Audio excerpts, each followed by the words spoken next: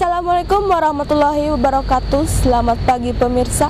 Semoga Anda hari ini dalam keadaan sehat walafiat dan tentu saja tetap istiqomah dalam keimanan dan ketakwaan. Amin ya robbal alamin.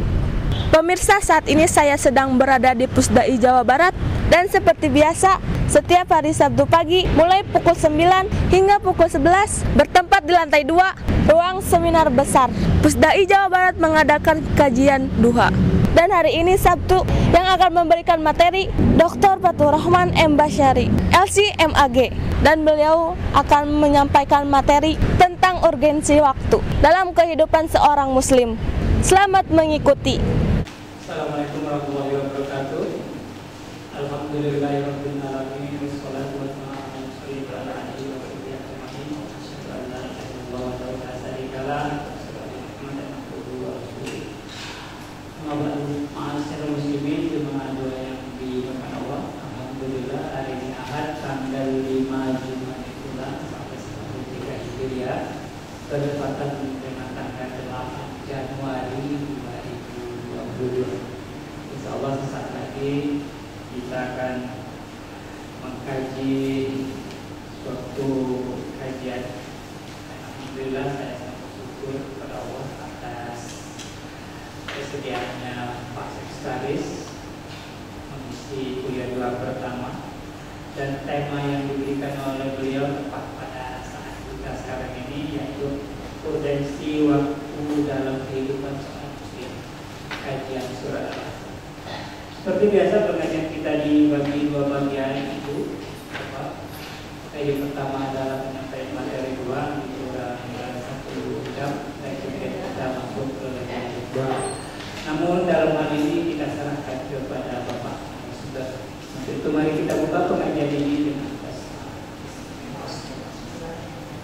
dan kami silakan kepada Bapak Sekretaris, Bapak Kiai Haji Fathur Rahman M. Basyari, LC MAG. Silakan.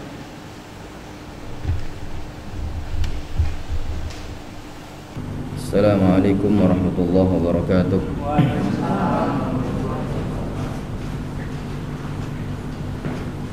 Izin copot masker ya. Alhamdulillah, wassalatu wassalamu ala rasulillah Sayyidina Muhammad ibn Abdillah wa ala alihi wa ashabihi wa mawalah. La hawla wa la quwwata illa billah. Amma ba'du. Rabbi shrah li sadri wa yassir li amri wahlul 'uqdatam min lisani yafqahu qawli. Ya Fattah ya Alim, Ya Fattah ya Alim, Ya Fattah ya Alim, iftah alaina wa ala azwajina wa ala auladina futuhal arifin wa faqihna wa iyyahum fid din wa 'allimna at-ta'wil wahdina ila sawa'is sabil waj'alna minal ulama'il 'amilin bi rahmatika ya arhamar rahimin. Alhamdulillah wa syukurillah, di pagi hari yang cerah ini kita masih dilingkupi kenikmatan oleh Allah Subhanahu wa ta'ala dengan berbagai macam kenikmatannya, dirasakan atau tidak, diakui atau tidak, diingat atau tidak, bahwa kita tidak bisa terlepas dari kenikmatan Allah Subhanahu wa ta'ala. Adakah di antara kita yang sampai detik ini, jam ini, sudah mempunyai catatan tentang kenikmatan Allah apa saja yang telah kita rasakan dari semenjak kita bangun dari tidur, kemudian kita menuju ke kamar mandi, ambil air wudhu, kemudian kita sholat subuh, kemudian kita isi waktu setelah sholat subuh dengan berzikir sampai kemudian terbitnya matahari, kemudian kita lanjutkan dengan melaksanakan sholat 2 rakaat, yang kata Rasulullah, barang siapa yang melakukan hal tersebut maka Allah akan berikan kepada dia pahala yang sangat besar. pahala tersebut adalah seperti pahala haji dan umroh. Jadi kalau beberapa tahun ini kita nggak bisa berangkat haji dan umroh, bukan berarti kita tidak bisa meraih pahala haji dan umroh ya Bu. Karena sesungguhnya ada satu amalan yang kalau kita kerjakan di tiap harinya, di pagi harinya, maka jika kita laksanakan itu akan mendapatkan pahala dari Allah Subhanahu wa ta'ala sebesar pahala haji dan umroh. Apa itu? Mari kita salat subuhnya berjamaah, kemudian setelah salat subuh jangan beranjak dulu, tetapi duduklah di tempat tersebut, berzikir kepada Allah Subhanahu wa ta'ala, mengingat Allah, membaca Al-Quran, beristighfar, bersolawat kepada Rasul sallallahu alaihi wasallam sampai terbitnya matahari. Kemudian selanjutnya ditunggu beberapa saat, antara 7 sampai 10 menit. Kemudian kita lanjutkan dengan kita melaksanakan 2 rakaat salat yang disebut oleh para ulama salatul isyraq. Maka kata para ulama, kata Rasul sallallahu alaihi wasallam, pahala yang akan Allah berikan kepada hambanya yang melakukan amalan seperti ini itu pahala seperti pahala haji dan umroh. Boleh jadi karena situasi kondisi maka kita belum sempat untuk berangkat haji. Yang berangkatnya 2020, yang berangkatnya dari 2021 bersabar untuk menunggu sampai kemudian ada keputusan dari pemerintah, entah itu dari pemerintah Saudi maupun pemerintah kita, kapan saat dibolehkan berangkat haji, entah tahun 2002 kah atau 2023 kah, atau kapan diperbolehkan kita bisa berangkat umroh, yang mana kalau haji waktunya telah ditetapkan, sedangkan umroh boleh dilakukan kapan saja sepanjang tahun. Tetapi sekali lagi, untuk urusan pahala bisa kita raih bahkan jika kita tetap berada di rumah kita, tidak kemana-mana. Katanya sedang PPKM, katanya sedang lockdown, tetapi di hadapan Allah saat itu kita sedang melakukan satu amalan yang jika dikerjakan maka pahalanya seperti kita berangkat haji, berangkat umroh, yang keduanya adalah sempurna dan diterima. Bukan hanya sekedar berangkat haji dan umroh ya Bu, karena berapa banyak orang yang berangkat haji dan umroh tetapi ternyata niatannya beda. Ya, pulang haji nggak dipanggil Pak Haji, ngambek. Entah Pak Amran nih gimana ini kalau haji kemudian pulang ngambek nggak? Ada seorang ibu berangkat umroh kemudian pulang nggak dipanggil Bu Umroh, ngambek. Ya karena memang namanya bukan umroh, namanya Maimunah, makanya dipanggilnya Bu Maimunah, bukan Bu Umroh. Ya. Kadang-kadang karena di situ ada urusan uang dan sudah menunggu sekian belas tahun berangkat haji, kemudian pulang nggak dipanggil Pak Haji dan Bu Haji, jadinya ngambek, jadinya marah. Nah, sudah barang tentu kalau seperti ini niatannya, haji dengan biaya sekian puluh juta, umroh dengan sekian puluh juta yang sudah ditunggu sekian belas tahun, kalau ternyata dinodai dengan niatan yang tidak ikhlas, maka di hadapan Allah tidak akan ada maknanya, tidak akan ada artinya, enggak bernilai, enggak ada pahalanya. Haba'an manthura, seperti debu yang menumpuk banyak, kemudian datanglah angin, maka angin tersebut menerpa debu dan kemudian debunya berterbangan. Setelah selesai angin tersebut berhembus, kemudian kita lihat lagi, ternyata debu tersebut sudah tidak ada lagi. Nah, itulah pahala orang yang ketika melakukan sebuah perbuatan tidak didasari dan keikhlasan, seakan-akan besar pahalanya, tetapi kemudian di hadapan Allah tidak ada artinya, seperti debu yang terhempas oleh angin yang kemudian tidak ada bentuknya.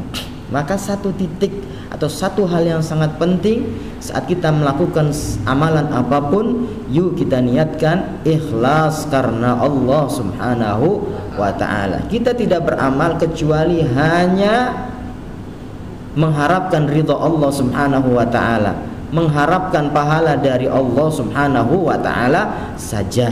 Termasuk hadirnya kita di pagi hari ini, bersyukur atas nikmat Allah berupa kesehatan, berupa usia yang masih dibentangkan oleh Allah, dan Allah berikan kesempatan kepada kita untuk melanjutkan tugas kita sebagai hamba Allah. Salah satu di antaranya adalah hadir di tempat ini. Tujuannya adalah kita belajar ilmu Allah Subhanahu wa taala, dan Rasul sallallahu alaihi wasallam bersabda, "Man salaka tariqan yaltamisu fihi ilman sahhalallahu lahu bihi tariqan ilal jannah." Barang siapa yang meniti jalan, Waalaikumsalam warahmatullahi wabarakatuh. Barang siapa yang meniti jalan, yaltamisu fihi ilman, tujuan dia meniti jalan tersebut adalah menuju tempat-tempat diajarkan ilmu Allah Subhanahu wa taala, maka Rasul sallallahu alaihi wasallam bersabda, sesungguhnya hakikatnya orang tersebut sedang meniti jalannya menuju surga Allah Subhanahu wa ta'ala. Amin ya rabbal alamin. Insyaallah saya yakin, seyakin-yakinnya apa yang disampaikan oleh Rasul sallallahu alaihi wasallam adalah benar, dan insyaallah yang hadir pada hari ini semuanya adalah calon-calon penghuni surga. Amin ya rabbal alamin. Bukan hanya calon biasa, tapi calon jadi.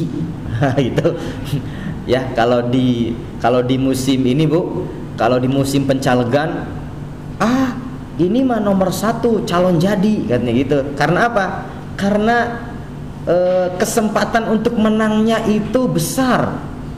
Nomornya nomor 1, kemudian yang kedua mungkin modalnya besar, yang ketiga mungkin dia public figure, banyak yang kenal gitu kan. Akhirnya kemudian dibilang, ini mah calon jadi.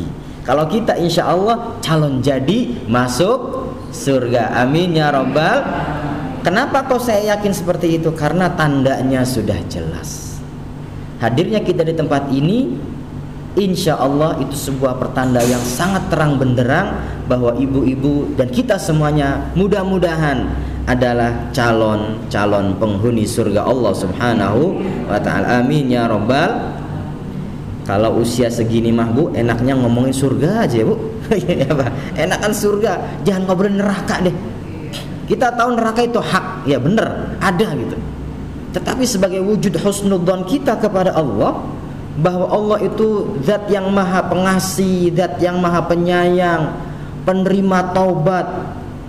Allah itu adalah zat yang akan mengampuni hamba-hambanya, dan Allah maha kuasa untuk melakukan hal seperti itu. Kita husnudzon terus bahwa rahmat Allah itu akan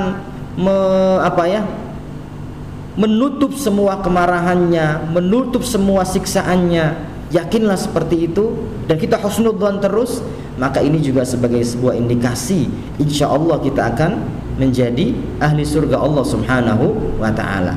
Neraka memang iya ada, dan itu hak. Sebagaimana surga kita yakin ada, tetapi kita ayo condongkan hati kita ke surga aja deh. Agar apa? Agar kita ini, ya Allah saya husnudzon kepada Engkau, ya Allah husnudzon, ya Allah husnudzon, terus bersangka baik kepada Allah Subhanahu wa ta'ala. Dan Rasul sallallahu alaihi wasallam bersabda, ana, kata Allah, inda dhanni abdi bi, sesungguhnya aku selalu bersama dugaan hambaku. Kalau kita selalu menduga kepada Allah, ya Allah Engkau zat yang maha pengasih, Engkau zat yang maha penyayang, Engkau adalah zat yang maha penerima taubat, ya Allah Engkau zat yang maha mengampuni, ya Allah Engkau adalah zat yang rahmatmu mendahului kemurkaan dan kemarahanmu, ya Allah. Hamba yakin memang hamba adalah sosok yang selalu berdosa, banyak kesalahan, mudah melakukan kemaksiatan, mudah lupa dan lalai. Tetapi kami yakin ya Allah bahwa Engkau adalah zat penerima tobat, dan kami hambamu akan terus berusaha untuk menjadi hamba yang baik. Maka jika seperti itu terus zon kita atau dugaan kita kepada Allah, maka niscaya Allah pun akan selalu bersama dugaan hambanya. Amin. Jadi ayo terus berhusnudzon kepada Allah dalam kondisi apapun.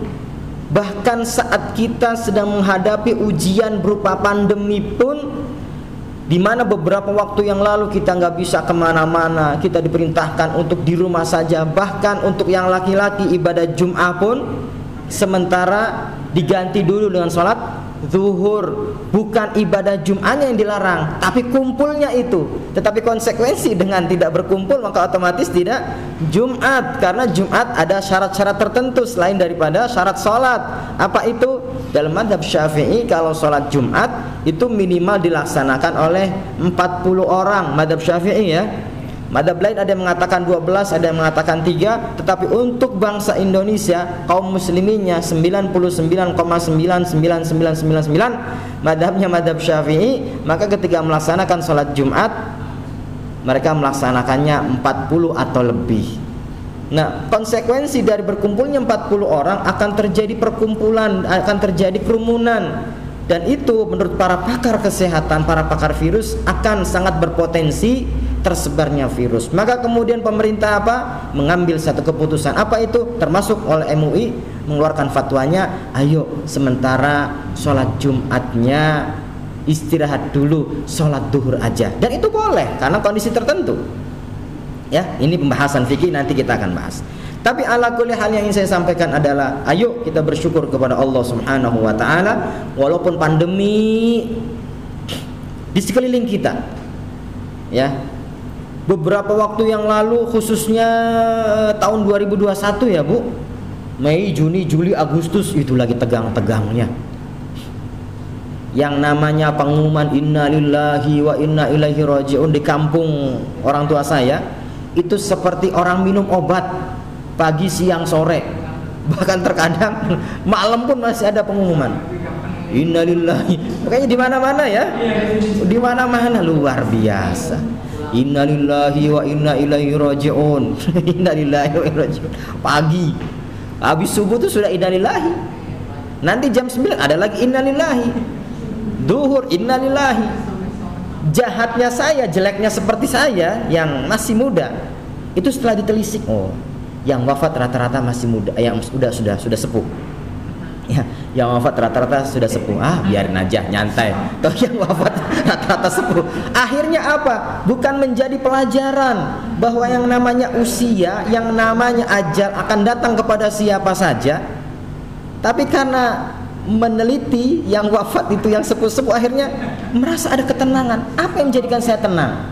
Kalau bukan itu hawa nafsu, kalau bukan itu adalah bisikan setan. Ah, tenang aja, yang meninggal itu yang sepuh kok, kamu kan masih muda. Padahal urusan usia, urusan ajal. La yasta'khiruna sa'atan wa la yastaqdimun. Kullu nafsin dha'iqatul maut. Ya, setiap yang hidup itu pasti wafat. Idza jaa ajaluhum fala yasta'khiruna sa'atan wa la yastaqdimun. Kalau sudah datang ajalnya, maka tidak akan bisa, artinya tidak akan dimajukan ataupun diakhirkan. Jam ini, menit ini, detik ini dicabut nyawa, selesai.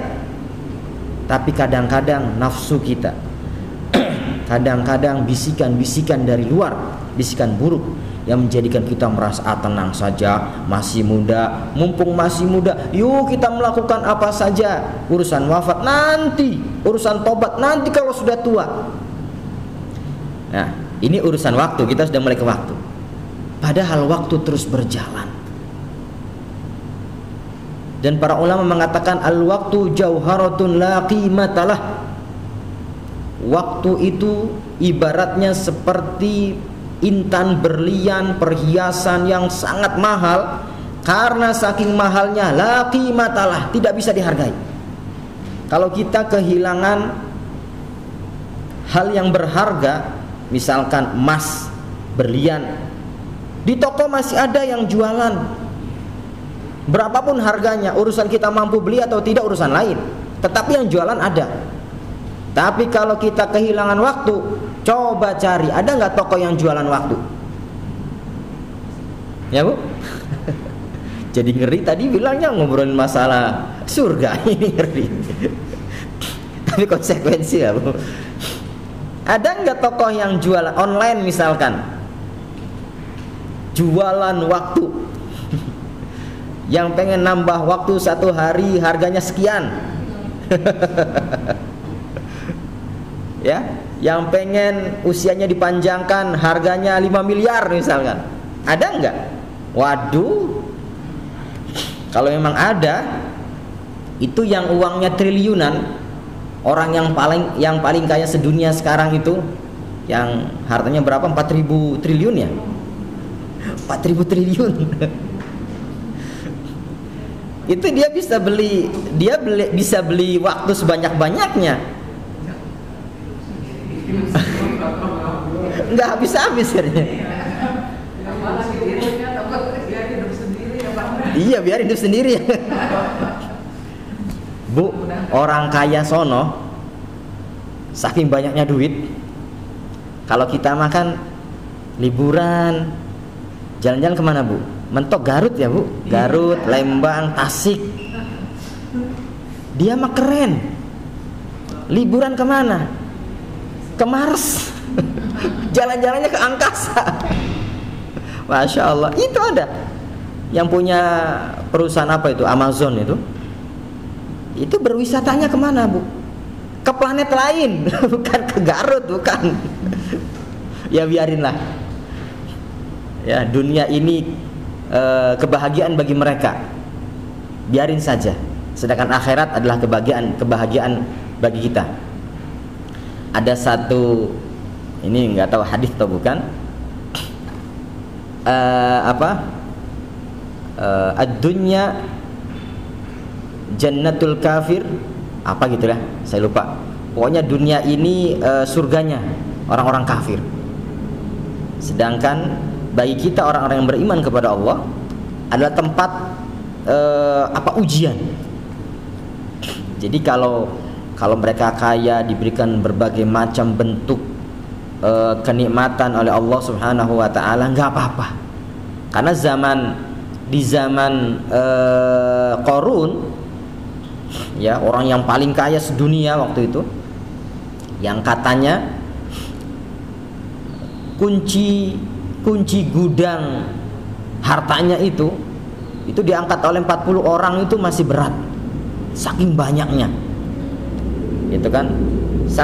Sedangkan di saat lain orang-orang yang beriman kepada Allah kondisinya sangat terbalik, berbeda, miskin, kekurangan, susah hidupnya, sampai akhirnya ada yang bersimpuh di hadapan Allah, mohon agar kondisinya diperbaiki, ya, menjadi seperti Qarun.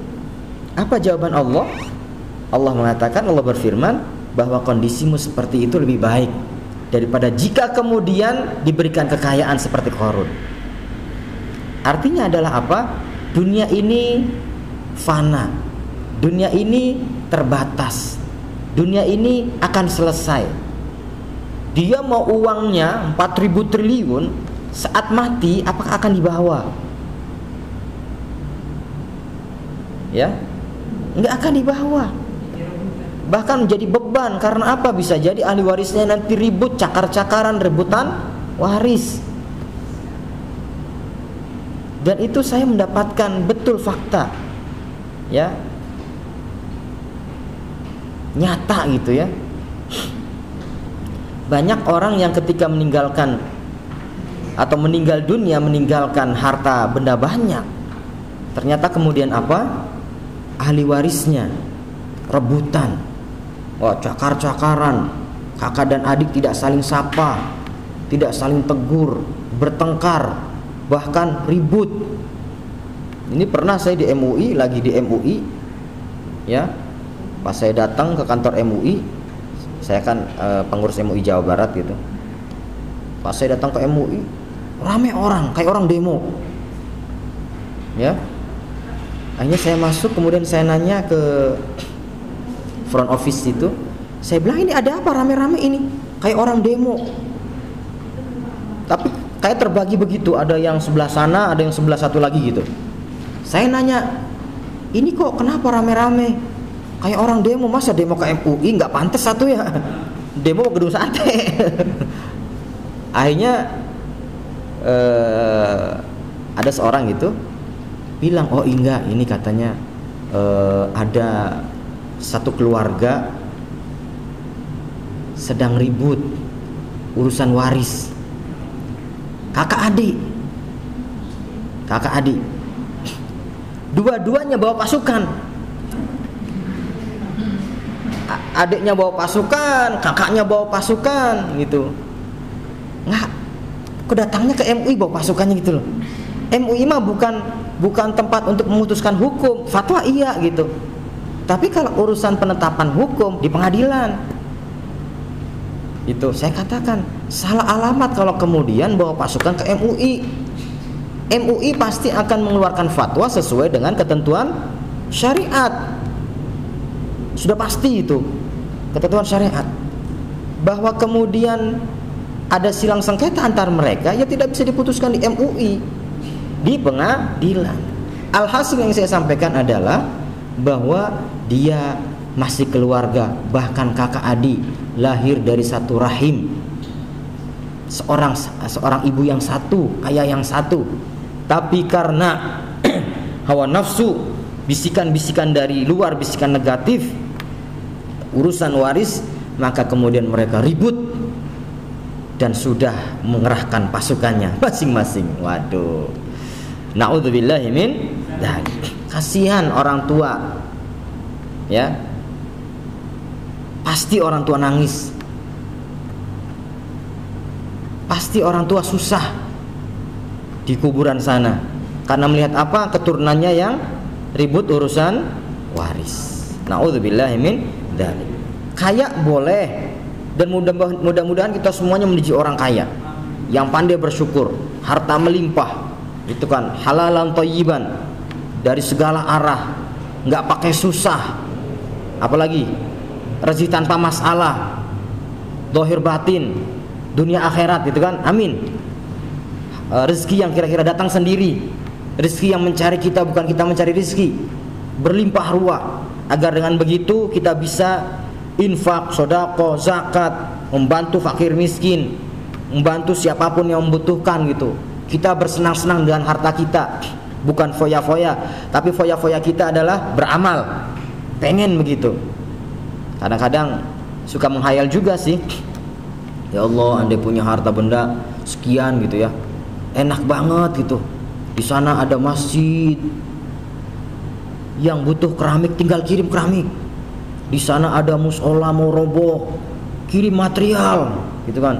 Di sana ada anak-anak yatim yang sangat membutuhkan, bahkan mereka butuh sekolah, kita berikan beasiswa. Masya Allah, nikmat banget. Pengen seperti itu, ya, boleh kaya, tetapi mudah-mudahan harta kita berkah, halalan thayyiban, kemudian anak cucu kita, keturunan kita tidak rebutan warisan. Amin ya rabbal. Baik para bapak, para ibu yang dirahmati Allah subhanahu wa ta'ala. Itulah urgensi waktu. Tanpa terasa dari hari ke hari, dari waktu ke waktu, dan itu terus berputar. Dan ingat bahwa ini adalah kesempatan yang sangat berharga, tidak berulang dan tidak bisa diganti, ya. Sangat berharga, tidak berulang dan tidak bisa diganti. Mau orang sekaya apapun, tidak ada toko online khusus waktu, nggak ada. Tetapi kita bisa menjadikan waktu kita yang terbatas ini menjadi lebih bermakna, menjadi lebih bernilai, menjadi lebih berkah, sehingga waktu yang terbatas seakan-akan tanpa batas. Sehingga waktu yang yang sudah terukur seakan-akan tidak terukur. Waktu yang dibatasi dengan jumlah seakan-akan tidak dibatasi oleh jumlah. Itu bisa.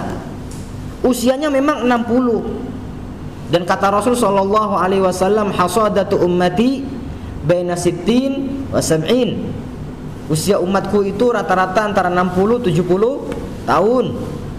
Cung yang usianya 60 atau lebih, cung yang usianya sudah 70, Kata Rasul sallallahu alaihi wasallam, rata-rata usia umatku 60-70 tahun.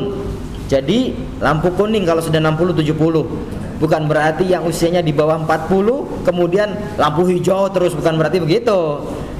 Tapi rata-rata kata Nabi. Kata Nabi, usia umatku rata-rata 60-70 tahun. Usia boleh terbatas. Usia boleh segitu-gitu saja. Tetapi bisa kita modifikasi usia yang terbatas ini menjadi usia yang tidak terbatas. Karena apa? Karena usianya berkah. Karena usianya bermanfaat. Karena usianya bernilai di hadapan Allah. Karena usianya penuh dengan amal soleh. Karena usianya penuh dengan ibadah kepada Allah. Maka usia yang terbatas ternyata tidak terbatas. Usia yang yang sempit ternyata jadi luas. Usia yang dibatasi oleh jumlah secara zahir ternyata di sisi Allah usianya tidak terbatas, tidak dibatasi oleh jumlah. Ya Bu, kita pengen seperti itu. Ayo kita modifikasi usia kita agar menjadi usia yang berkah, usia yang bernilai, usia yang tidak terbatas, usia yang tidak terukur dengan jumlah tertentu. Pertanyaannya adalah bagaimana caranya agar usia kita secara zahir terbatas tetapi di hadapan Allah tidak terbatas. Mari kita membaca bersama salah satu di antara surat yang ada dalam Al-Quran yang disebut dengan atau yang bernama surat Al-Asr. Adakah yang membacakan bagi saya surat Al-Asr? Bukan mau ngetes, tapi ini kerelaan. Man qara'a harfan min kitabillah, barang siapa yang baca satu huruf dari Al-Quran, kataballahu lahu asyra hasanat. Allah akan catat bagi dia setiap huruf tersebut 10 kebaikan. Dan ini salah satu di antara cara kita memodifikasi usia kita agar berkah. Al-Quran boleh nih, sekaligus terjemahannya nanti dibaca. Ada. Surat berapa Ustaz? Surat yang ke 103. Pendek Bu, enggak saya suruh baca surat An-Naba loh.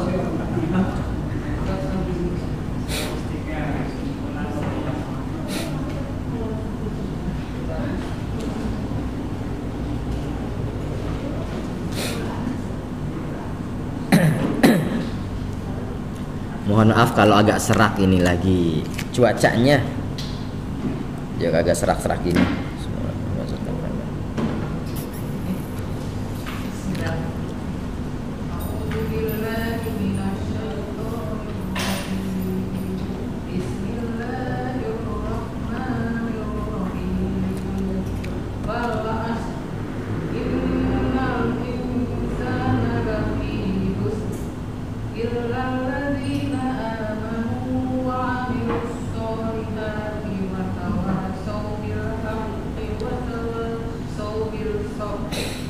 Artinya, demi masa sungguh manusia berada dalam kerugian kecuali orang-orang beriman dan mengerjakan kebajikan serta saling menasihati untuk kebenaran dan kesabaran. Ya. Sekali lagi usia kita terbatas. Sekali lagi usia kita sudah ditentukan oleh Allah. Sudah ada ukurannya. Sudah ada jumlahnya. Kalau sudah habis jatahnya, maka bersiaplah, kita akan kembali kepada Allah Subhanahu wa ta'ala. Usia yang terbatas, tadi saya katakan, ayo kita modifikasi agar menjadi usia yang tidak terbatas. Secara zahir memang hanya 70 tahun. Secara zahir memang hanya 80 tahun. Dan kita selalu berdoa kepada Allah agar dipanjangkan usia kita oleh Allah Subhanahu wa taala dalam keadaan sehat wal afiat dan dalam keadaan selalu mengabdi kepada Allah Subhanahu wa taala. Karena usia panjang saja sakit-sakitan enggak enak. Usia panjang tapi sakit terus, enak enggak? Enggak enak. Usia panjang sehat tapi maksiat terus, na'udzubillahi min dzalik. Jadi kalau doa, ayo kita memohon kepada Allah usia panjang dalam keadaan sehat wal afiat dan dalam keadaan selalu mengabdi kepada Allah Subhanahu wa taala. Ya, lengkap. Baik. Kita mencoba untuk memodifikasi waktu kita yang terbatas menjadi tidak terbatas. Kita mencoba memodifikasi usia kita yang pendek, karena berapapun usia seseorang itu pasti habis dan itu berarti pendek. Mau 90 tahun, 100 tahun, ratusan tahun pasti akan habis dan berarti itu pendek. Artinya ada batasannya. Mari kita modifikasi usia kita, ya, dengan mengamalkan seperti yang sudah menjadi tuntunan dan tuntutan Allah Subhanahu wa taala dan Rasulnya, agar yang terbatas nilainya di hadapan Allah tidak terbatas, yang pendek menjadi panjang sepanjang-panjangnya, yang tidak bernilai menjadi bernilai di hadapan Allah Subhanahu wa taala. Salah satu kuncinya adalah seperti yang tadi dibacakan dalam surat Al-Asr, ada beberapa kiat agar seseorang usianya berkah di hadapan Allah, agar usianya bernilai di hadapan Allah, agar usianya tidak terbatas di hadapan Allah, dan agar tidak dikatakan sebagai hamba yang merugi. Serugi-ruginya orang adalah ketika Allah berikan kesempatan kepada dia, kemudian dia tidak manfaatkan dengan cara mengisinya beribadah kepada Allah Subhanahu wa taala, pasti rugi. Maka ayo kita baca bersama bagaimana pandangan ahli tafsir berkaitan dengan surat Al-Asr. Tadi sudah dibacakan oleh orang tua kita, oleh ibu kita, dan sudah dibacakan juga terjemahannya. Baik. Yang pertama ingin saya sampaikan bahwa surat ini disebut dengan surat Al-Asr, yang kalau diterjemahkan dalam bahasa kita itu demi masa.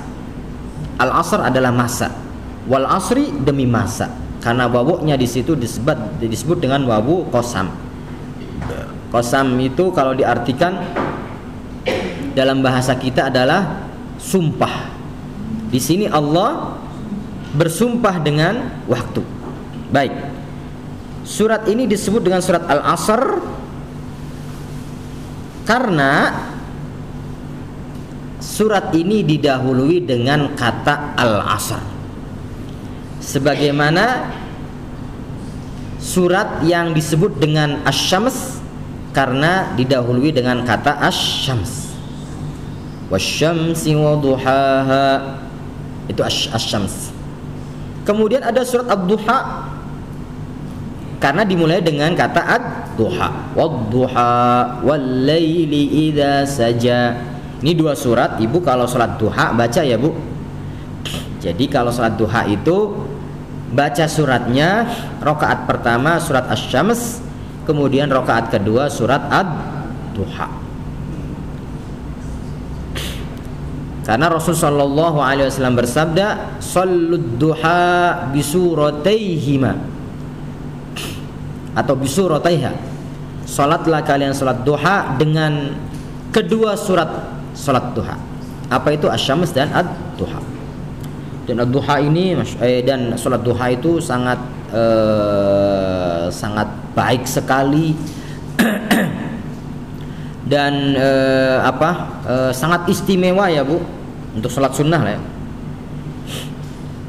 Termasuk di antaranya sholat duha itu ya agar kita diberikan kecukupan oleh Allah Subhanahu wa taala dalam hal urusan dunia. Ya, ini juga salah satu di antara cara kita memodifikasi waktu dengan cara sholat duha. Harta kita segitu-gitu aja. Ada, saya mah hanya PNS, guru SD, setiap bulan paling 3 juta sekian. Tapi alhamdulillah anak semua bisa sekolah. Ya, urusan dapur nggak pernah kurang. Ya, kalau Jumat berangkat sholat Jumat, ayah masih bawa untuk kenceleng. Kalau ada anak yatim perlu dibantu, saya masih bisa masih bisa berderma, berinfak, bersedekah, gitu kan?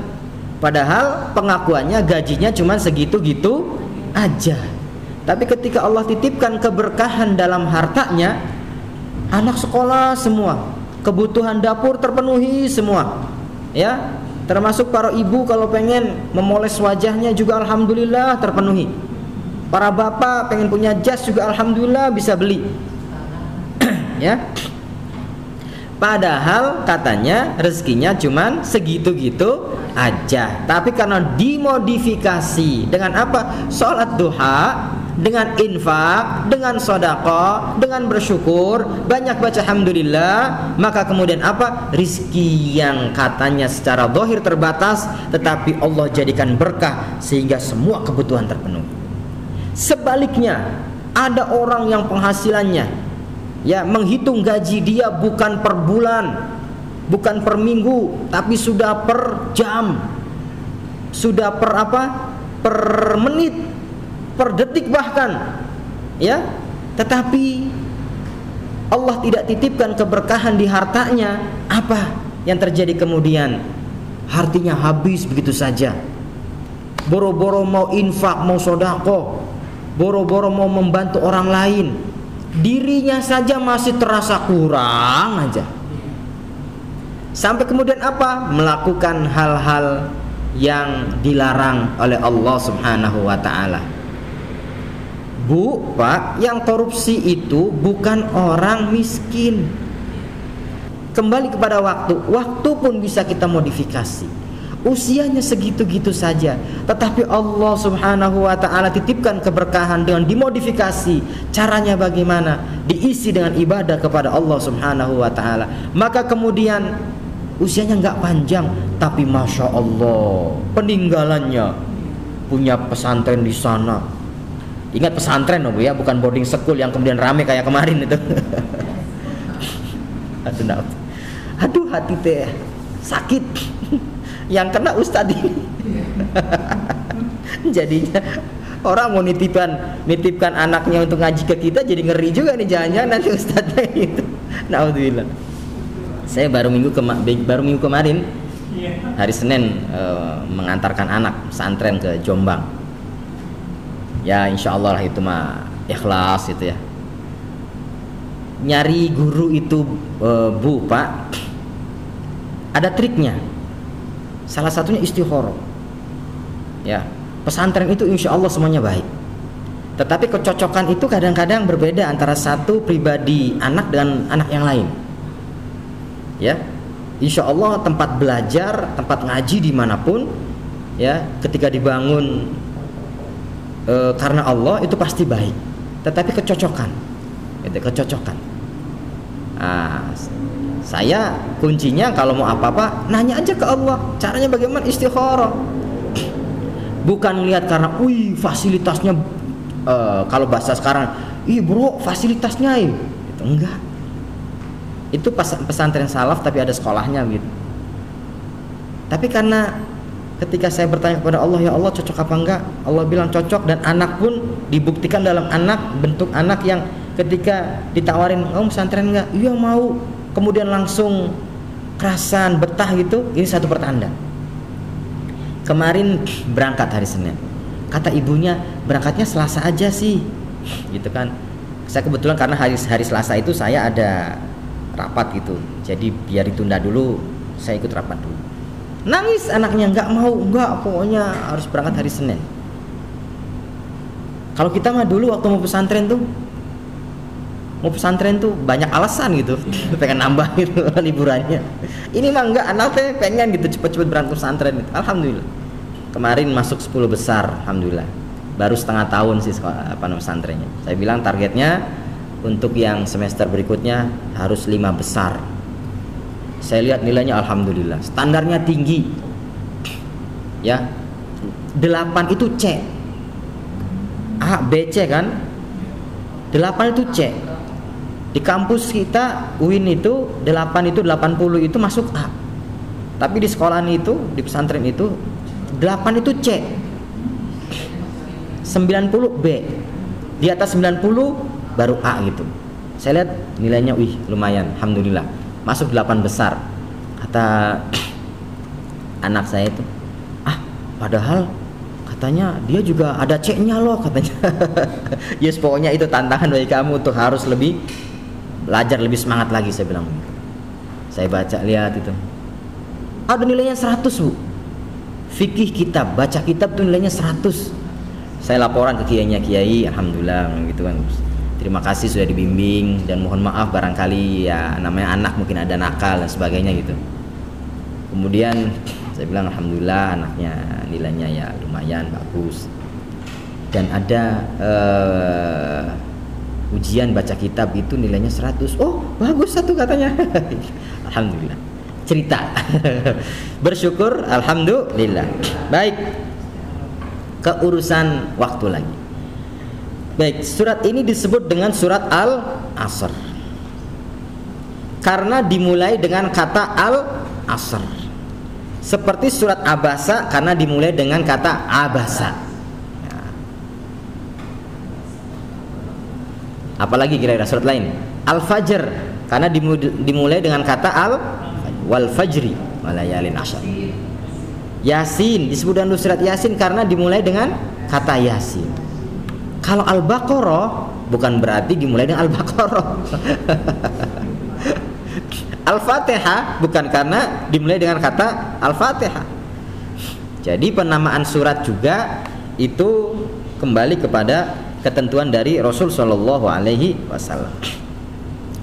Al-Asr disebut dengan surat Al-Asr karena dimulai dengan kata Al-Asr.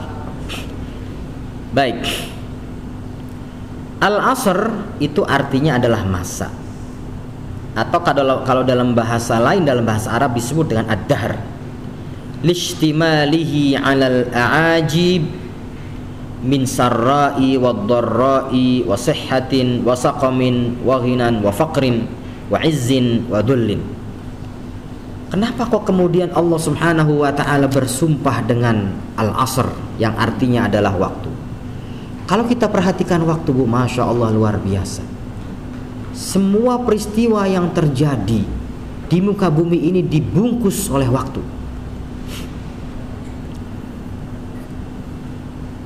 Suka, duka dibungkus oleh waktu. Kemarin dia terpilih menjadi anggota dewan, senang, tasyakuran, besar-besaran. Kemarin beberapa tahun yang lalu senang dia, maju lagi, berjuang lagi, ternyata nggak kepilih, harta banyak keluar, ya untuk kampanye, sosialisasi, rumah sudah digadekan, nggak jadi pula, sedih, bahkan stres. Yang kemarin senang sekarang sedih, kemarin senang, ingat ada kata kemarin, waktu. Sekarang sedih, stres, sekarang waktu. Waktu bukan? Waktu. Kemarin masih sendiri. Kemarin. Karena sendiri, ya kesana kemari sendiri. Sekarang sudah menikah, sudah berdua. 20 tahun yang lalu masih gadis, kemudian menikah, kemudian punya anak, sekarang sudah punya cucu. dibungkus oleh waktu semuanya. Suka duka, kemudian wasihha wasaqam, kemarin sehat loh. Baru hari kemarin saya ngobrol, masih ngomongnya masih tegas, suaranya jelas. Baru tadi malam jatuh di kamar mandi, sekarang udah susah ngomongnya. Dibungkus oleh wasihhatin wasaqam. Kemarin sehat, sekarang lagi dirawat loh. Aduh ya Allah, ngeri. Semuanya kembali ke waktu. Jadi waktu itu ajib. Wa ghinan wa faqr. Kemarin kaya loh, perusahaannya itu ada 17, mobilnya 17, rumahnya 17. Habis sekarang semuanya habis. Dan sekarang dia menjadi orang miskin, bahkan membutuhkan uluran tangan orang lain. Wa ghina wa faqr. Padahal baru kemarin saya ngobrol loh, sekarang sudah innalillahi. Waktu semuanya. Berarti wal asri ini luar biasa. Kemarin dia masih biasa-biasa aja loh, gembel dia tuh kemarin. Tapi sekarang dia menempati jabatan direktur. Saya kemarin ketemu salah satu pejabat di Kemenak. 2013 itu sama-sama kita mendaftar diri untuk menjadi petugas haji. Sekarang beliau sudah jadi pejabat di Kemenak yang megang kebijakan. Kemarin ditentukan oleh kebijakan, sekarang dia yang menentukan kebijakan. Baru kemarin Jumat, dan tugasnya di sini di Bandung, Kepala Kanwil Kementerian Agama. 2013 itu masih sama-sama daftar jadi petugas haji. Yang sangat ditentukan oleh kebijakan orang lain, apakah lulus atau tidak. Sekarang dia yang punya menentukan kamu lulus, kamu nggak lulus. Subhanallah. Jadi semuanya kembali ke ajib nggak, keren nggak, ya keren. Presiden kita 20 tahun yang lalu mungkin masih pengusaha mebel, sekarang jadi presiden, bahkan 2 periode.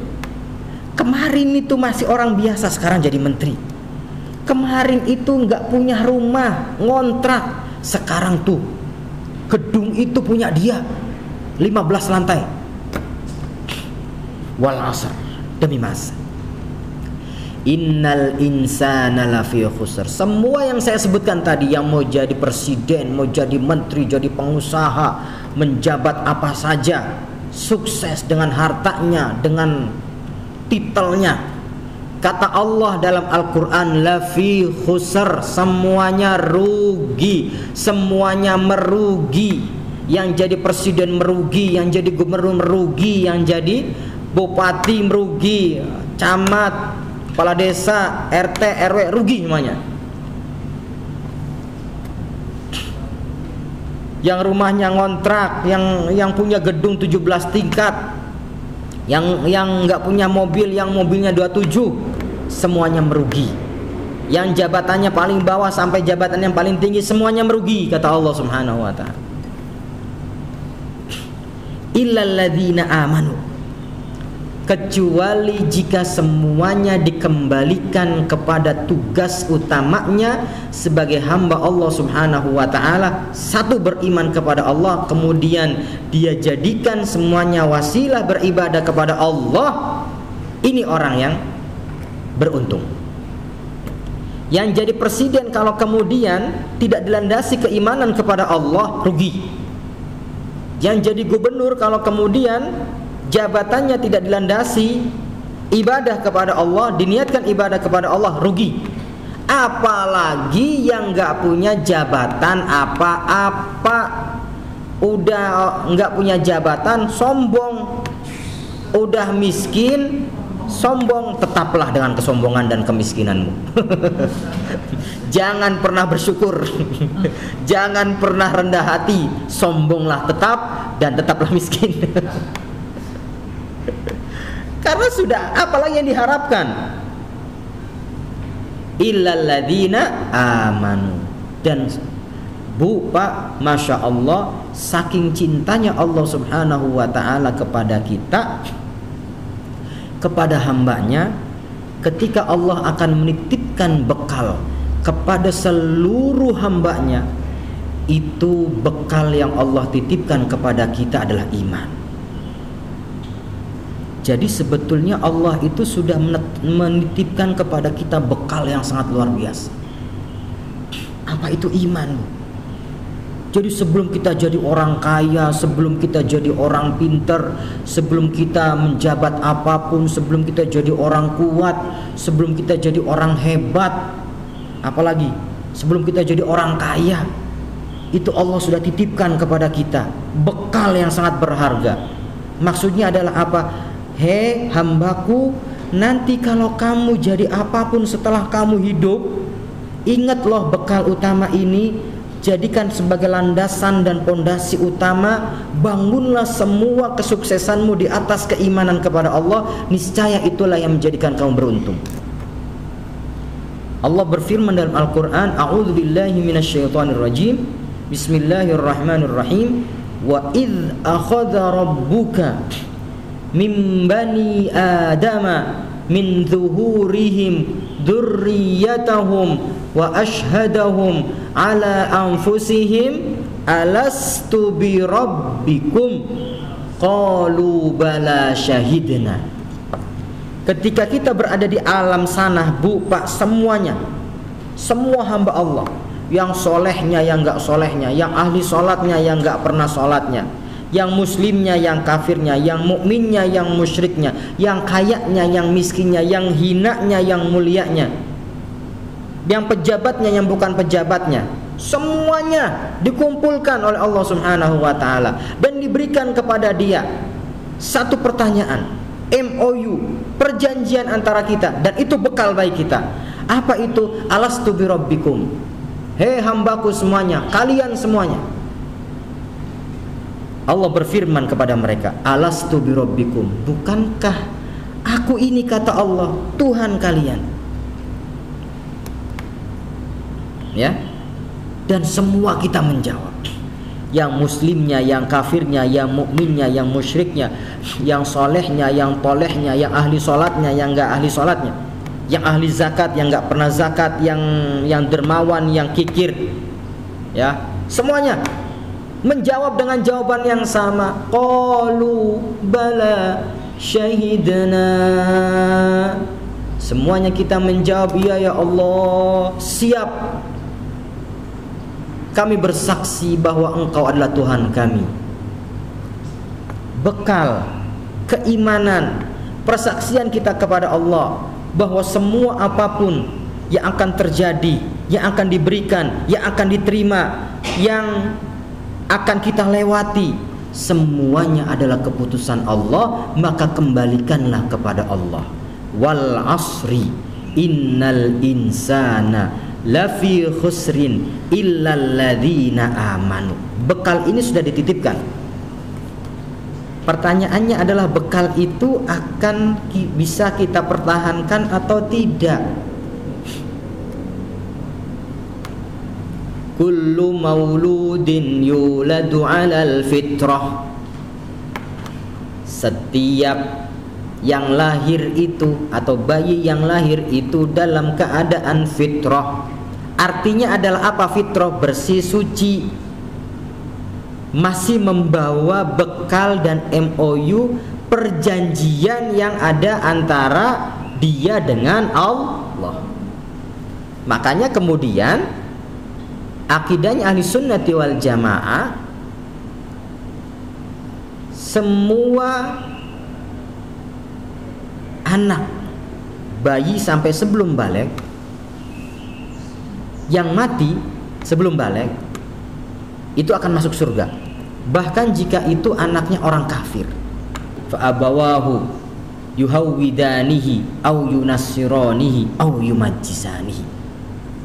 Maka nanti kemudian orang tuanya mengarahkan kemana, mau jadi Yahudi, mau jadi Nasrani, mau Majusi, mau jadi nyembah batu, mau nyembah pohon, nanti akan ketahuan setelah berjalan. Ya, baik. Wa izzin wadul, tadi sudah saya jelaskan. Kemarin kok dia masih gembel, sekarang jadi pejabat. Tadi saya ceritakan 2013 dia masih menunggu, ya, masih menunggu lulus atau tidak, ditentukan oleh kebijakan orang lain. Sekarang dia pemegang kebijakan, tuh kan? Kemarin, makanya ya lihat orang itu objektif aja lah gitu. Saya mau tahu banget dia masa lalunya bagaimana. Iya, masa lalu kan sudah lewat, sekarang kan dia sukses. Buktinya kan sukses dia. Kadang-kadang untuk menyenangkan hati, saya mah tahu banget dia masa lalunya bagaimana. Ya jangan lihat dia masa lalunya, lihat sekarang. Dia sudah sukses, dia menjabat, dia kaya, rumahnya banyak, mobilnya banyak gitu kan. Nah, kita belajar dari kesuksesan dia gitu. Oke, beberapa tahun yang lalu dia belum punya apa-apa. Oh, tapi ternyata dia bekerja keras, akhirnya jadi sukses. Jangan lihat orang tuh status zaman yang lalu aja. Ya, ada pepatah mengatakan tidak ada orang sukses yang tidak punya masa lalu katanya. Sebagaimana tidak ada orang yang buruk yang tidak punya masa depan. Karena masa depan itu gaib. Kita tidak pernah tahu yang terjadi di kemudian hari. Jangankan di kemudian hari, beberapa saat setelah ini kita nggak pernah tahu apa yang terjadi. Rahasia. Maka apa? Ini jadi satu pelajaran juga penting. Apa itu? Jangan pernah menjadi orang sombong. Mentang-mentang sekarang jabat sombong gitu. Tahu-taunya apa? Kesandung korupsi. Kemarin iya, dia dielu-elukan, dimuliakan karena apa? Jabat. Sekarang kesandung korupsi, penjara, hina loh. Kuncinya satu, jangan sombong. Bahkan dalam hal masalah keimanan, jangan sombong. Mentang-mentang kita beriman, mentang-mentang kita bisa hadir di majelis taklim, mentang-mentang kita setiap sholatnya di masjid, kemudian yang sibuk misalkan jadi ojek online, dia harus mencari nafkah, kadang-kadang sholatnya nggak kesampaian sholat di masjid, dia kadang pas waktu sholat dia sedang cari sedang membawa penumpang, akhirnya sholat bukan di awal waktu, tapi dia akan sholat. Jangan sombong, saya lebih baik daripada dia, buktinya saya sholat di masjid di awal waktu lagi. No, jangan seperti itu. Jangan-jangan akan terbalik nanti, sangat mungkin terbalik. Makanya jangan sombong. Bahkan terhadap orang yang sedang bermaksiat di hadapan kita, jangan pernah merasa sombong dengan mengatakan saya lebih baik daripada dia. Oke, dia sedang bermaksiat, sekarang kita tidak bermaksiat. Yang menjadikan kita tidak bermaksiat, dia bermaksiat Allah, maka kembalikan kepada Allah, bersyukurnya, alhamdulillah ya Allah, Engkau menjadikan hamba tidak bermaksiat. Dia bermaksiat, alhamdulillah. Tapi sombong dengan menghinakan yang lain, no, tidak boleh. Karena sangat mungkin sekali bisa terjadi kebalikannya. Yang tadinya bermaksiat menjadi, karena Allah titipkan kepada dia hidayah, insaf, sadar, tobat, akhirnya dia kembali ke jalan Allah, bisa jadi wali loh. Yang tadinya dia beriman, taat, suka sholat, tapi karena sombong, ternyata Allah cabut hidayah. Yang terjadi apa? Sebaliknya. Makanya tidak boleh sombong. Ada satu hadis, sebetulnya ada hadis yang cerita panjang. Rasulullah SAW pernah bercerita tentang pentingnya rendah hati dan tidak boleh sombong. Ya, tapi kalau saya cerita sekarang sampai zuhur nggak selesai. Enak yang dengerin, yang cerita capek. Minum dulu.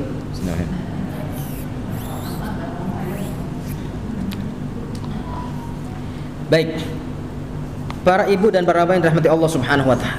Itulah indahnya, begitulah ajaibnya waktu sampai Allah Subhanahu wa taala berkenan untuk bersumpah dengan ciptaannya sendiri, yaitu waktu. Wal asri innal insana lafi khusr.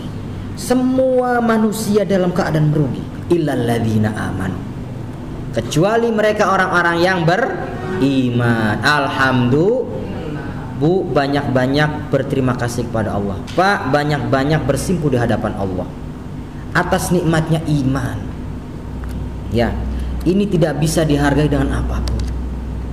Ketika Allah jadikan kita sebagai hamba Allah yang beriman, ayo banyak bersyukur. Alhamdulillah ya Allah, alhamdulillah, alhamdulillah. Banyak bersyukur kepada Allah. Minimal baca alhamdulillah dulu.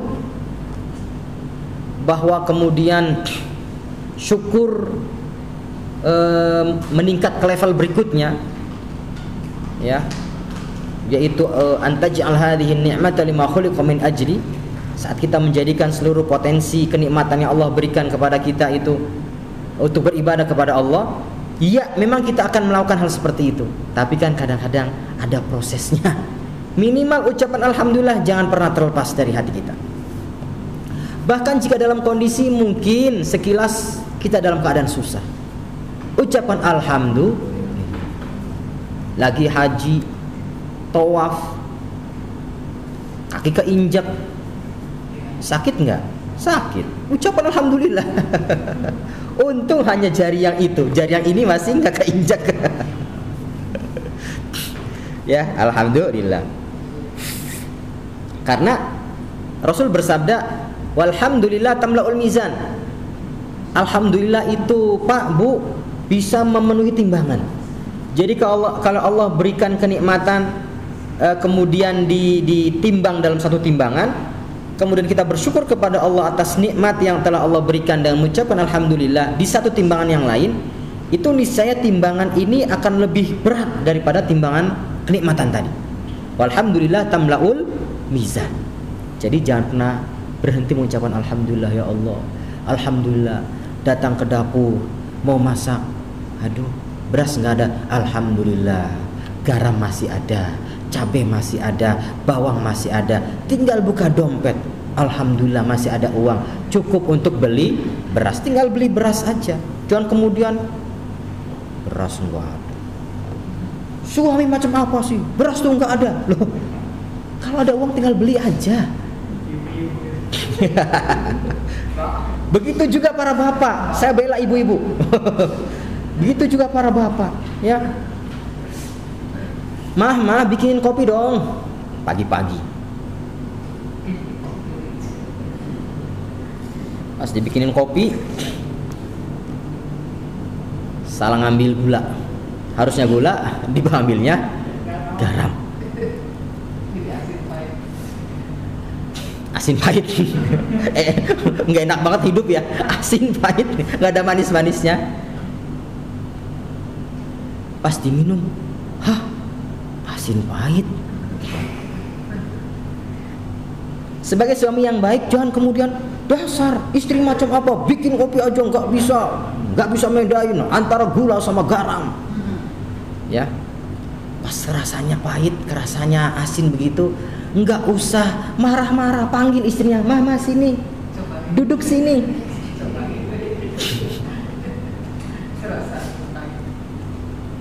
Diminum kopinya sedikit seruput, mah kopinya enak loh. Kemudian diminum sama istrinya, Pak, kok ini persis kayak kehidupan kita sih. Asin pahit. Kata suaminya, enggak mah, alhamdulillah kopinya nikmat. Tadi sih iya asin sama pahit, tapi ketika melihat wajah mama jadi manis, gitu kan? Saya nggak pernah gitu. Rayuan. Salah satu ini baru dengar cerita ceramah kemarin saya di YouTube. Salah satu di antara penyebab kenapa sering terjadi perselingkuhan dalam kehidupan rumah tangga, katanya adalah apa? Karena kedua pasangan tidak bisa saling merayu. Padahal para bapak itu mudah sekali taklukkan. Caranya bagaimana? Tinggal dirayu saja. Kenapa kok kemudian banyak bapak-bapak yang kemudian berbelok ke warung-warung? Karena di warung banyak rayuan. Coba ketika bapak-bapak datang ke warung kopi, Neng bikinin kopi satu. Dibikinin kopi, Coba begitu sopannya ketika menyodorkan, Pak ini kopinya masih panas, hati-hati ya Pak, diseruput, kalau kurang gulanya nanti bisa minta lagi. Ya, sopan. Sedangkan ketika sampai di rumah dibikin kopi, bikin kopi sendiri, masa nggak bisa bikin kopi sendiri? Tuh gula di sana, tuh kopinya. Akhirnya apa? Cari tempat lain aja ini. Ya, kata penceramah tadi kuncinya satu kalau harmonis, saling merayu. Baik, la fi khusrin illa alladzina amanu. Yang pertama, keimanan. Wa amilus solihati, beramal soleh. Pertanyaannya, amal soleh itu apa? Di sini disebutkan yang disebut dengan amal soleh adalah segala macam bentuk kebaikan. Wa qala Az-Zamakhsyari wa huwal khairu kulluh. Yang disebut dengan amal soleh adalah segala macam bentuk kebaikan.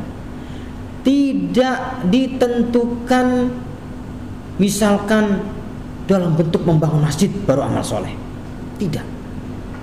Sekecil apapun macam bentuk kebaikan itu amal soleh.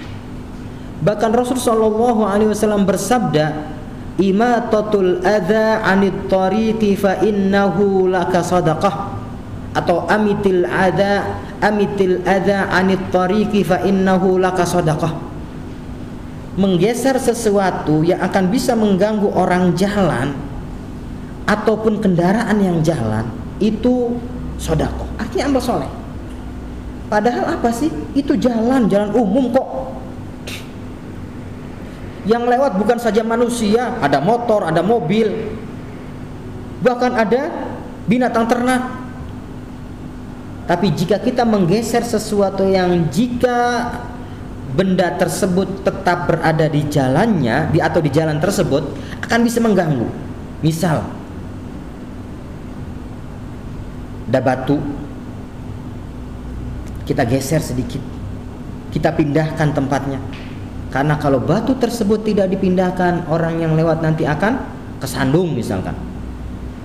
Atau kalau benda tersebut tidak dipindahkan, memang orangnya sih nggak apa-apa, tapi mobilnya misalkan kena akukah, membuat bocorkah, membuat sobek mobilnya atau ban mobilnya, digeser, itu sedekah. Padahal itu jalan umum loh. Apa urusannya sama jalan umum? Kalau masjid jelas tempat ibadah, musola tempat ibadah, majlis taklim tempat orang belajar. Tapi ini jalan. Tapi jika itu dilakukan kemudian akan bisa memberikan kebaikan kepada orang lain, itu bernilai ibadah dan ini adalah amal soleh. Maka segala macam bentuk kebaikan apapun itu disebut dengan amal soleh. Ayo kita berlomba-lomba dengan segala potensi yang kita miliki dalam diri kita. Kita jadikan semuanya untuk beramal soleh, termasuk senyum kita. Ya, tabassumuka fi wajhi akhika sadaqah. Senyum di hadapan saudaramu itu sedekah.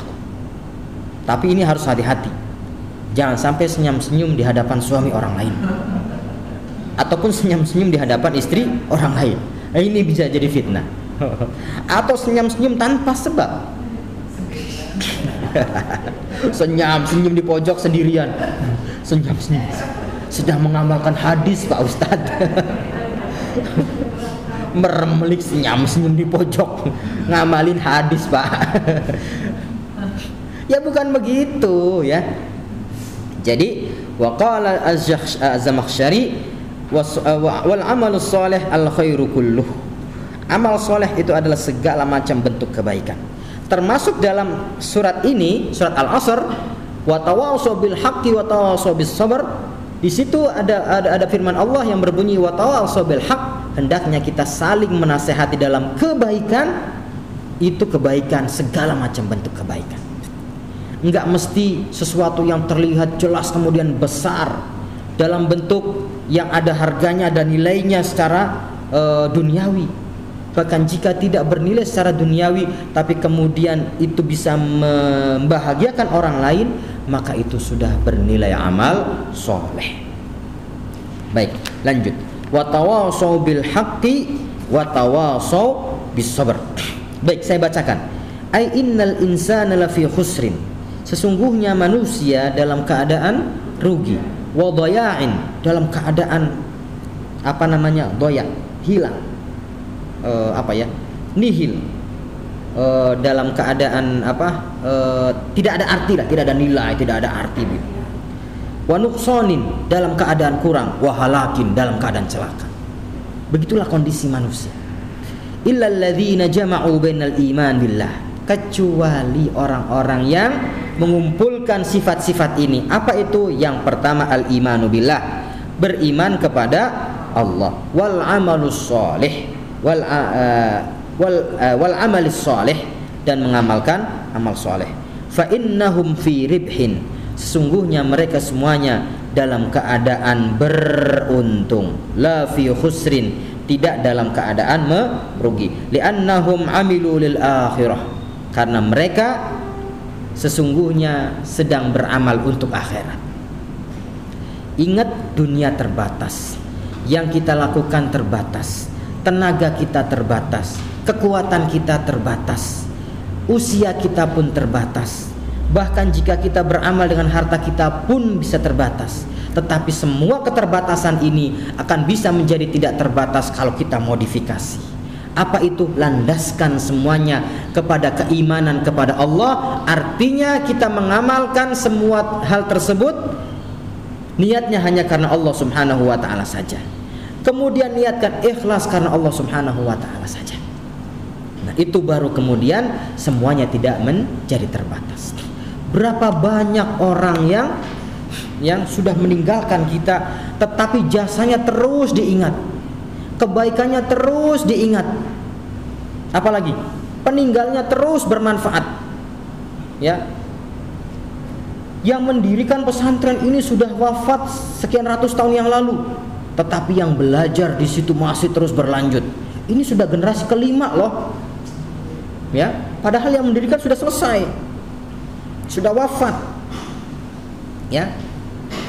Tapi kemudian dia amal yang telah ditanamkan, yang beliau lakukan saat hidup, terus berlanjut dan terus menyumber, sehingga kemudian beliau akan tetap mendapatkan pahalanya.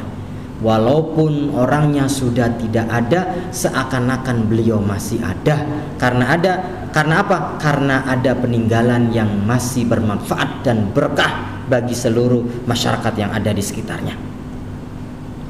Ya. Li'annahum 'amilu lil akhirah wa lam tushghilhum a'malud dunya anha. Sedangkan amal dunia tidak menjadikan beliau sibuk. Beliau kaya, harta bendanya masya Allah miliaran, tetapi harta benda hanya di tangan saja, tidak masuk ke dalam hati. Tidak ada larangan seseorang menjadi orang kaya, tidak ada larangan seseorang memegang satu jabatan. Boleh jadi orang kaya, boleh menjabat dengan jabatan setinggi apapun, tetapi ingat landasannya, pondasinya harus iman kepada Allah subhanahu wa ta'ala. Dan dia jadikan harta bendanya, jabatannya untuk apa? Untuk dia beramal, tujuannya kehidupan akhirat. Harta bendanya banyak, tetapi dia pakai untuk berinfak, bersedekah, membantu fakir miskin, janda-janda miskin, anak fakir anak-anak yatim piatu, madrasah dibantu, masjid dibantu, pesantren dibantu, anak-anak yang enggak mampu untuk untuk sekolah diberikan beasiswa. Ya, kaya, harta bendanya miliaran, dan dia bersenang-senang dengan harta bendanya, tetapi senang-senangnya adalah untuk amal akhirat. Fa'aminu biqulubihim, mereka beriman dengan hati mereka, bukan dengan mulutnya. Al-imanu fil qalb, al-imanu dalam hati. At-taqwa hahuna, takwa itu di dalam hati. Wa amilu bijawarihim, kemudian ketakwaannya itu ditunjukkan dalam bentuk apa? Dalam bentuk amal yang ditampakkan oleh anggota tubuhnya. Matanya memandang karena di hatinya ada ketakwaan, karena ada keimanan, maka pandangannya pandangan yang akan bisa menghantarkan kepada keridhaan Allah. Lidahnya berbicara, tetapi karena di hatinya ada iman, ada ketakwaan, maka lidahnya berbicara dengan sesuatu yang akan bisa menghantarkan kepada keridhaan Allah. tangannya bekerja, tetapi karena di hatinya ada iman, ada ketakwaan, maka tangannya beraktivitas yang akan bisa menghantarkan kepada keridhaan Allah. Terus seperti itu. Itu adalah orang-orang yang tidak merugi, illalladzina amanu wa amilus solihati wa tawasaw bil haq, dan saling menasehati dalam kebaikan. Saling ya Bu, ingat nasihati itu saling. Salah satu ciri orang yang imannya benar, ketakwaannya benar, hatinya bersih, itu siap menyampaikan dan siap mendengar. Kalau hanya siap menyampaikan tanpa siap mendengar, berarti ada problem di hatinya. Iya, kalau nasihati, habis semuanya keluar dalil. Tapi giliran dia ada salah, kemudian dia nasihati, nolak. Ini sombong. Dan definisi sombong itu Pak, menurut para ulama dan menurut Rasul sallallahu alaihi wasallam ya. Dan definisi sombong dalam hadis itu adalah wal kibru batrul haq wa ghamtun nas. Sombong itu adalah batrul haq, nolak kebaikan, wa ghamtun nas, dan menghinakan manusia. Kalau siap mendengar, kalau siap menyampaikan tapi nggak siap mendengar, sombong. Sama aja sebenarnya dia sedang menghinakan orang yang menasihati dia. Siapa sih lu? Emangnya nasihatin gue? Lebih baik juga gue dokter nih, lulusan luar negeri, lalu siapa? Sombong. Jangan sombong. Baik. Wa tawasaw bil haqqi wa tawasaw bis sabr. Kemudian yang kedua adalah saling menasehati dalam kesabaran, sabar dalam beribadah, sabar dalam melaksanakan perintah Allah, sabar dalam meninggalkan larangan Allah, dan sabar dalam menghadapi ujian dari Allah Subhanahu wa ta'ala. Wa illal ladzina awsa ba'duhum ba'dha bis-sabri ala faraidillahi wa ala ma'asillahi wa ala aqdarihi wa balayahu. Jadi sabar itu terbagi menjadi 3 ya Bu. Pertama, sabar dalam melaksanakan perintah Allah. Pagi-pagi, apalagi sekarang musimnya lagi dingin ya. Aduh, kalau subuh itu paling enak itu narik selimut melanjutkan tidur. Tapi di situ ada perintah Allah yang harus kita kerjakan dan harus sabar dalam melaksanakannya. Maka tidak ketinggalan sang ayah ketika bangun duluan, langsung dia raba istrinya, kemudian mengatakan, "Mah, ayo bangun. Aduh, dingin." Narik selimut, tarik selimutnya. Akhirnya masuk selimut bareng-bareng. Sabar dalam melaksanakan perintah. Yang kedua adalah wa'an ma'asillah, sabar dalam meninggalkan larangan Allah. Biasanya larangan Allah itu dihiasi oleh setan itu dengan sesuatu yang menarik. Wa'an ma'asillah, dan bersabar untuk meninggalkan larangan Allah. Wa ala aqdarihi wa balayahu. Kemudian kita pun hendaknya bersabar dalam apa? Dalam menghadapi ujian dari Allah Subhanahu wa ta'ala. Alhamdulillah, tahun ini insya Allah COVID akan terus menurun sampai akhirnya kemudian diangkat oleh Allah Subhanahu wa ta'ala dan kita bisa kembali hidup dalam keadaan normal. Tahun kemarin insya Allah semua kesabaran kita, saat kita tidak keluar rumah, saat kita diuji usaha kita agak sedikit menurun, penghasilan juga berkurang, ya, dagang kurang laris, bagaimana mau dagang, ya, bagaimana mau laris, orang-orang semuanya berada di rumahnya masing-masing, nggak kemana-mana, ya, bahkan mungkin ada di antara kita ada yang bangkrut, tapi kemudian sabar menghadapi ujian Allah. Insya Allah itu yang akan bisa menjadikan kita mulia di hadapan Allah Subhanahu wa ta'ala. Dan Allah berfirman, innama yuwaffas sabiruna ajrahum bighairi hisab. Sesungguhnya Allah Subhanahu wa ta'ala akan memberikan pahala kepada orang-orang yang sabar dengan pahala yang tidak terbatas. mungkin begini cara Allah akan mengangkat bangsa ini.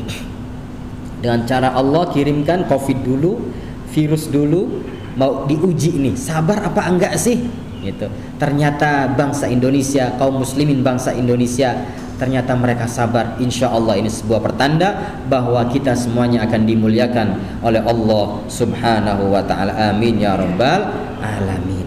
Sudah 1 jam setengah lebih. Saya kira cukup sampai di sini. Selanjutnya saya serahkan kepada moderator. Dari saya cukupkan. Jika ada kata-kata yang kurang berkenan, mohon dimaafkan. Jika ada kebaikan, silahkan bisa dibawa dan diamalkan. Dan itu juga sebagai kewajiban bagi kita untuk mengamalkan apa yang sudah saya sampaikan. Terima kasih. Silahkan Pak Amran. Silakan Ibu. Assalamualaikum warahmatullahi wabarakatuh. Waalaikumsalam. Nama saya Ibu Tati dari Sana. Mau bertanya Ustaz. Ini saya bisa jelaskan bahwa orang yang miskin terus meningkat menjadi kaya lalu miskin lagi. Nah, orang yang miskin itu berusaha menjadi kaya, terus berusaha lagi menjadi kaya lagi, lalu jatuh lagi menjadi miskin. Apakah itu tidak bersyukur gitu? Orang itu yang tidak bersyukur gitu, kan udah kaya nih, berusaha lagi sampai kaya sekali, sampai jadi tuan tanah, kaya sebandung misalnya. Nah, lalu jatuh miskin lagi. Itu apakah orang yang tidak bersyukur atau gimana gitu kalau untuk berusaha terus sampai menjadi kaya, lalu Allah miskinkan? Enggak, itu berusaha itu apakah orang yang tidak bersyukur? Udah bersyukur aja apa yang saya katakan, udah kaya gitu. Ya. Kita harus paham bahwa hakikat kekayaan itu kan titipan dari Allah. Karena titipan dari Allah, maka Allah Maha Kuasa untuk memberikan, dan Allah pun Maha Kuasa untuk mengambilnya kembali.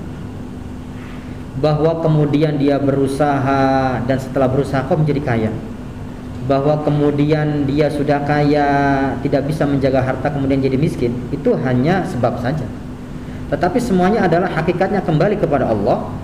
Allah adalah zat yang Maha Kuasa untuk melakukan apa saja yang Allah inginkan terhadap hambanya. Mau Allah jadikan orang yang gak pernah kerja jadi kaya, bisa, Maha Kuasa. Mau Allah jadikan orang yang kaya jadi miskin, Allah Maha Kuasa. Tetapi kita harus tadi mengisi waktu tadi dengan hal-hal yang akan bisa menghantarkan kepada keridhaan Allah dan menjadikannya berkah. Apa itu? Kalau memang kita masih miskin kemudian kita bekerja, maka sesungguhnya hakikatnya pada saat itu kita sedang beribadah dengan pekerjaan kita. Kemudian kita bekerja keras sampai menjadi kaya. Hendaknya pola ibadah kita harus ditambah. Apa itu? Setelah bekerja kemudian menjadi kaya dan sekarang menjadi kaya, itu sifat bekerjanya agar pahalanya tetap didapatkan, lanjutkan, kemudian tambahkan. Apa itu? Dengan cara menginfakkan harta benda ini sebagai wujud syukur kita. Kemudian kita kaya, ternyata kok jatuh miskin lagi. Setelah bersyukur atau enggak bersyukur, tapi kok jadi miskin lagi, kembalikan bahwa itu titipan Allah. Allah Maha Kuasa, ya. Ketika Allah mencabutnya, maka serahkan sepenuhnya kepada Allah. Jangan kemudian, bisa jadi ketika Allah menjadikan kita miskin lagi, itu karena apa? Karena Allah pengen menguji. Dia terlalu enak nih, dia beribadah enak karena dia kaya. Saya mau coba deh, masih enak ibadah enggak ketika miskin? Oh ternyata masih enak ibadah walaupun miskin misalkan. Wah berarti ini hamba pilih. Ya, jadi memang ada kunci-kunci yang jika kita lakukan maka Allah akan berikan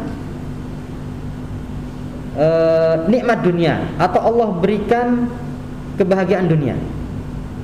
Contoh kaya misalnya, orang biasa salat duha jadi kaya, orang banyak bersedekah jadi kaya, orang banyak bersilaturahim, kemudian dia berbakti kepada orang tuanya, ditambahkan rezekinya, ditambahkan usianya.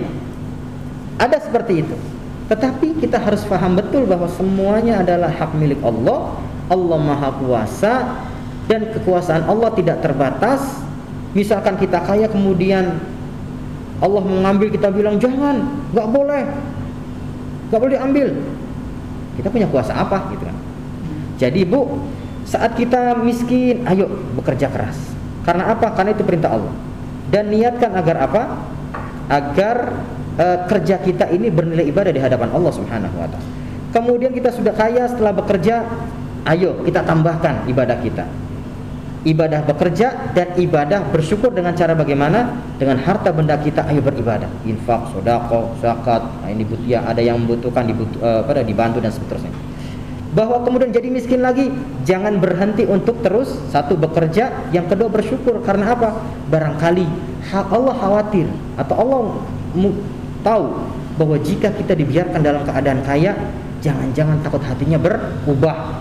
Yang tadinya nikmat ibadah malah jadi berubah. Akhirnya sibuk dengan urusan hartanya. Maka Allah turunkan sedikit hartanya. Agar apa? Agar kita tidak disibukkan dengan urusan dunia. Karena ada ceritanya zaman Nabi, ada seorang sahabat yang hidupnya dalam keadaan miskin. Saking miskinnya itu Pak, Bu, untuk berpakaian saja nggak punya. Kalau mau sholat itu gantian pakaiannya, ya. Jadi dulu waktu miskin selalu hadir di majelisnya Nabi.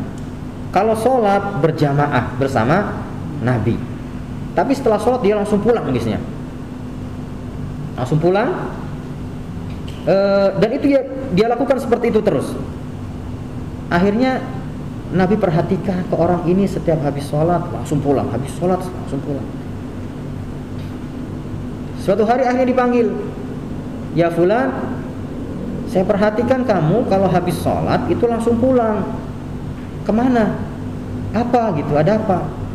Ya betul ya Rasulullah, saya pulang ini karena istri saya belum sholat. Ya, istri saya belum sholat.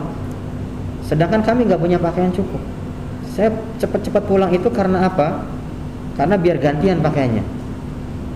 Biasanya kalau sang sahabat ini sholat ke masjid, istrinya sembunyi dalam kamar karena pakaiannya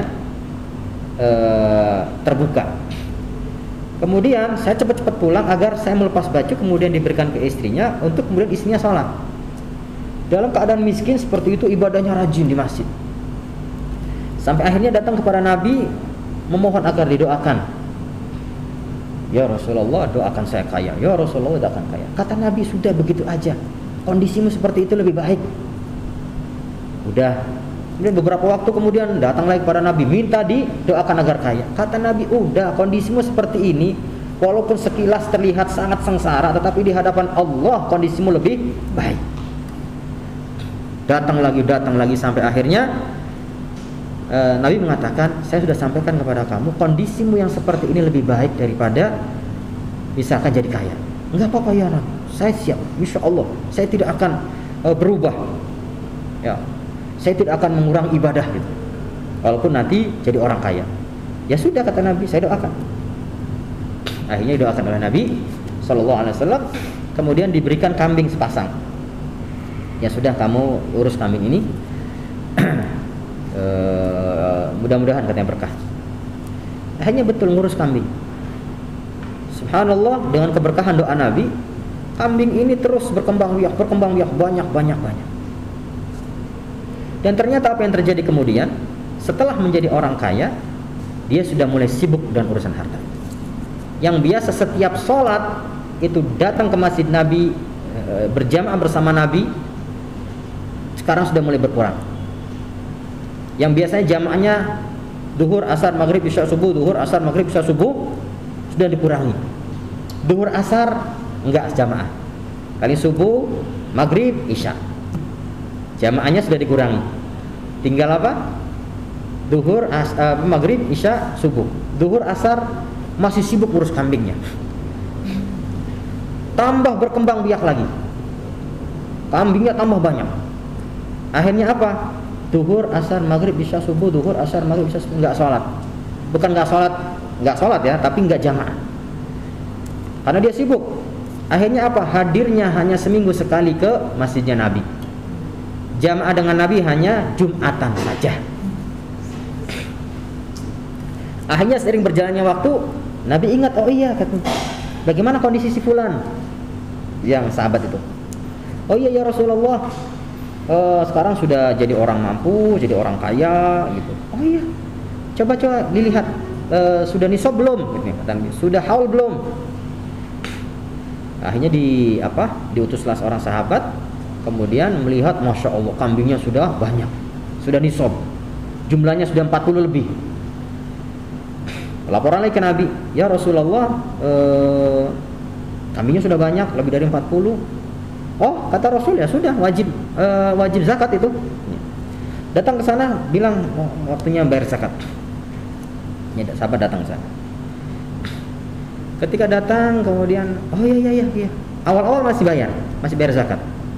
Oh iya. Awal-awal masih diberikan kesempatan, silakan pilih sendiri mana kambing yang terbaik. Lama kelamaan akhirnya dipilihkan kambing. Kambing yang mana? Ya sesuai yang dipilihkan oleh tuan rumah, cari yang enggak bagus, yang enggak gemuk. Terus begitu sampai akhirnya enggak mau bayar zakat. Sampai akhirnya kemudian ada periwayatan mengatakan dia murtad. Ya. Gara-gara urusan harta. Jadi yang pertama, bersyukurlah tetap dengan segala pemberian Allah Subhanahu wa taala berapapun. Modifikasilah pemberian Allah agar menjadi pemberian yang berkah.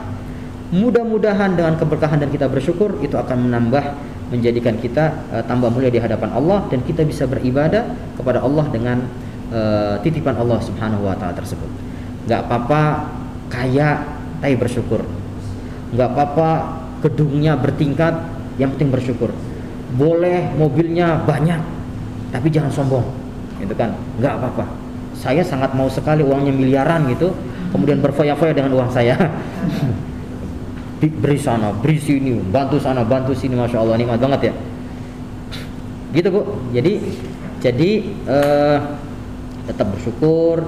Kemudian bahwa kita pengen kaya boleh. Iya.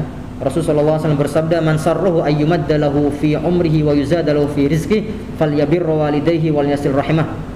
Kata Rasulullah, ada 2 kunci kalau pengen usianya dipanjangkan oleh Allah dan hartanya dan harta bendanya, maksudnya kekayaannya ditambahkan oleh Allah. Kuncinya apa? 1, falyabirra walidayhi. Kalau berbaktilah kepada orang tua. Wal yasil rahimah, dan ikatlah tali silaturahim. Jangan memutus tali silaturahim. Man sarrahu ayyumadda lahu fi umri wa yuzada lahu fi rizqi falyabirra walidayhi wal yasil rahimah. Barang siapa yang suka, senang, ingin, berharap usianya dipanjangkan oleh Allah dan harta bendanya, rizkinya ditambahkan oleh Allah, maka kuncinya 2. Yang pertama adalah falyabirra walidayhi, berbaktilah kepada orang tuanya, wal yasil rahimah, kemudian mengikat tali silaturahim. Usianya memang 70, usianya segitu-gitu aja, tetapi Allah jadikan usianya berkah. Imam Nawawi itu Pak usianya cuman 45 tahun.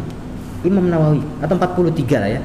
Ada yang mengatakan 43, 44, 45. Usianya segitu. Tetapi karangan kitabnya Pak, Bu, masya Allah, yang kalau dihitung usia segitu dengan karangannya kayaknya mustahil deh. Kapan nulisnya? Apalagi zaman itu gitu. Imam Syafi'i itu usianya cuma berapa? Cuman 54 tahun. Tetapi sampai sekarang ini yang ikut madhabnya berapa ratus juta orang, yang setiap orang mengamalkan ya contoh-contoh yang telah ditetapkan oleh Imam Syafi'i, beliau dapat pahalanya. Usianya 54 tetapi gudang amalnya itu melebihi langit dan bumi. Ya. Jadi ayo semuanya kembali kepada keberkahan. Falyabirra walidayhi wal yasil rahim. Tidak ada orang sukses yang kemudian dia durhaka pada orang tua. Tidak ada. Pasti salah satu di antara kuncinya orang sukses itu, salah satu amalannya adalah berbakti kepada orang tua. Imam Syafi'i sampai seperti itu. salah satu di antara amalannya adalah sangat berbakti kepada orang tuanya. Sangat berbakti kepada orang tua. Siapa lagi? Tidak ada orang sukses kecuali salah satu di antara amalannya adalah berbakti kepada orang tuanya. Termasuk atau terutama adalah ibunya. Presiden kita betapa hormatnya kepada orang tuanya, betapa sayangnya kepada orang tuanya. Ya. Beliau dihantam dengan berbagai macam fitnah, ya enggak? Fitnah yang dihadapkan kepada beliau, biar aja urusan orang lain. Atau tidak menjadikan derajat beliau berkurang, kata mulia. Ya, jadi kita berpikirnya harus seperti itu gitu. Jadi falyabir walidayhi wal yasil rahimah. Kuncinya 2, sambung silaturahim, berbakti kepada orang tua. Insya Allah ini kunci kita mulia di dunia dan di akhirat. Amin ya rabbal. Dari kawasan Pusdai Jawa Barat, saya Meta Julianti, peserta kerabat kerja Yuyun, Adit, Indra, dan Randy melaporkan untuk Anda. Semoga bermanfaat. Assalamualaikum warahmatullahi wabarakatuh.